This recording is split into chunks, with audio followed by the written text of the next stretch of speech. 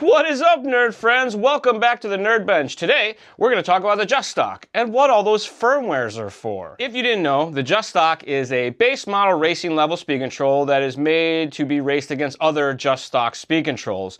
It's kind of like a handout, standardized spec system that can be used to equalize racing. A lot of local tracks, even some major events, use Justock combos as their standard power plant to make racing fair and equalized and make tech and all that sort of thing a lot more direct for the racers. I've talked about that many times before. This time we're going to talk about the different firmwares that are available on the Justock because it is a little point of confusion. So to do that, we're going to use our LCD Program Box Pro as well as the HW-Link V2 app to connect to the speed control using the Bluetooth. If you've never connected before, you're going to use the double-ended harness plugged into the side that says ESC, and that goes into the port that's on the top side of the speed control beside the fan. That's also marked for orientation, so make sure you get that plugged in there correctly. So battery pack is plugged in. I have this unplugged from the receiver for now. If you do have any problems with connection, your receiver might be doing defaults or fail-safes or stuff like that, just unplug it from the receiver. That'll rule out any signals coming from the receiver blocking the programming from working. You turn the speed control on. Ooh. This guy lights up. There's a beeping coming out and a flashing red light on the speed control right now because it is getting no signal, and that's kind of what it does. So in the app, you're going to go, it's on the top upper right-hand corner to the link icon. If you've never hooked up to your Bluetooth before, if it's the LCD Program Box Pro, they default to HW 325, I think is the number. And then my password is always the same. I leave my password the same. It's all 8s. Then you connect. And you will go into then firmware, and from there you'll see it lists the speed control as a car speed control. It says it's the Justock G3S. It says the current firmware version, and then you have your available firmware versions as well. Hit that drop down for the available firmware versions, and as of today, there's 4 versions available. The XR-ETS 4.4.03, XR_4.4.05_G3, ETS FWD 18-4.4.05, and finally, the one that's on the bottom, XR-4.4.04. That bottom one is what 99% of us are going to use for 99% of the applications. The other versions are there for some very specific reasons, and we're going to talk about that. So the firmware versions that have ETS in their name are specific for the ETS, what's called the European Touring Series that runs internationally. It's actually Scotty Ernst and Uwe Reinhardt put that series on. It's a very successful on-road series that runs overseas, and they run Justock combos for that.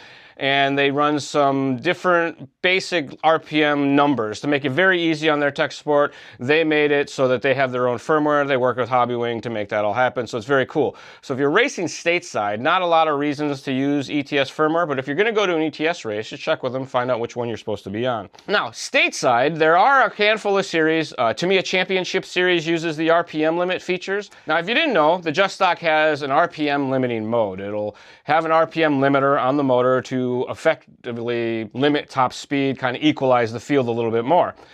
The G3 version of the speed control, this is a G3S, the current model is the G3S, it replaced the G3, had some goofy RPM values in there, and to allow folks to run the old speed control and the new speed control together, the Hobbywing engineers developed these XR-4.4.05_G3.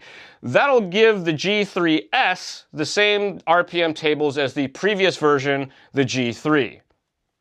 You're only going to need to use that one that ends in G3 if you're running a very specific series that calls that out. So not a whole lot to worry about there. And for the rest of us, the XR-4.4.04, something that has no extra letters in it, no G's or 3's or whatever, is going to be the current firmware that is ROR approved and what most of us are going to use.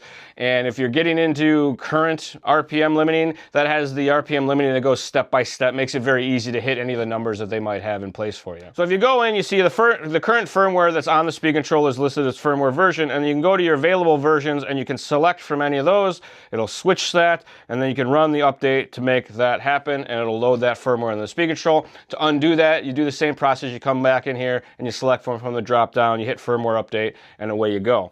All right, real quickly, one that comes up often is speed control firmware is located under that firmware screen, but there's also a firmware for the actual app, and then there's 2 database updates, and there's 1 more firmware for the Bluetooth item. To access those, you're going to connect to the app like we are now. You're going to go to Settings, and here you can go to About, and that'll give you the app version as well as the database version. You have to be connected to the internet for these to update, so you'll tap those, and it'll tell you if it's updated or not. I'm tapping both of those. Both of them say that they're updated, so I'm going to back out of there. And then to check the settings of the Bluetooth, you're going to go to Settings of the Bluetooth. Inside here, you're going to find that you can change the name, you can change the password. I always recommend that everybody change the name, because if you're ever at an event where there's more than one of these things on, you can jump into the wrong speed control pretty easily, and that can be frustrating.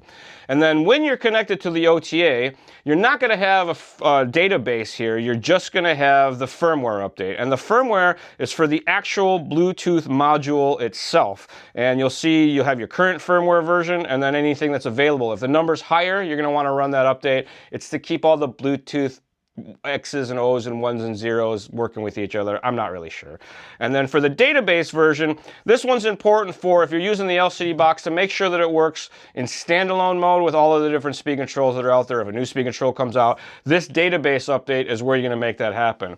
So if you're ever trying to use your box in standalone and it says run the firmware update, this is what it's talking about. So I hope that makes it a little easier to understand the different firmwares that are in the Justock speed control. Basically, for 99% of us, there's just that one firmware to run. Everything else is for specialized applications if you're racing in the ETS, or if you need to match the previous model speed control, use that one with the G3 at the end. If you do have any questions, comments, or concerns, you can shoot us an email, northamerica@hobbywing.com. Do you guys like free RC stuff? We do a podcast that we give away free RC stuff each and every episode. It's called RC Stuff, powered by Hobbywing. All you have to do to find out how to enter to win is listen to an episode. Just look up RC Stuff, powered by Hobbywing on your favorite podcast service.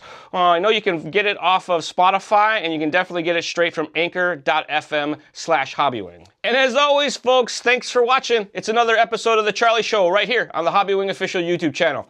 We'll see you next time.